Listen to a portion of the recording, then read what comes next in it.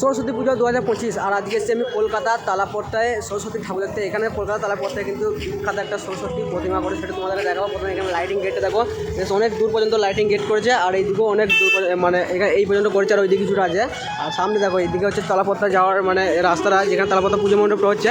আর প্রত্যেকটা লাইটিং গেটে কিন্তু লেখা রয়েছে যে শতবর্ষের তালাপট্টায়। আর এখানে কিন্তু ইংরেজিতে লেখা রয়েছে যে 100 ইয়ার্স অফ তালাপট্টা, মানে 100 বছর কমপ্লিট হয়েছে। তো চলো এখন সামনে কিন্তু তালাপট্টায় কিন্তু সরস্বতী প্রতিমাকে দেখবো ওখানে সামনে।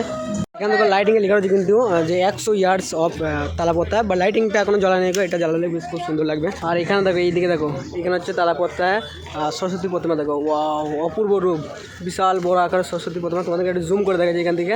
আর আজকে কিন্তু এখনও পর্যন্ত এলাও নাই মানে যাওয়ার, কারণ হচ্ছে যে যারা ইউনিফর্ম পরা আছে শুধু হোয়াইট কালারের আর ব্ল্যাক, তারা শুধু যেতে পারবে এখানকার মানে সদস্যরা, মানে যারা রয়েছে তারা যেতে পারবে। এমনি মায়ের বেশ এক্সক্লুসিভ লুক দেখো, দারুণ কিন্তু লাগছে। মার্কার প্রচুর হাইট এখানকার, মানে মানুষের মানে হাঁসের হাইটে শুধু নয়, এখানকার মানে মানুষরা দাঁড়িয়ে যখন দাঁড়িয়েছিল।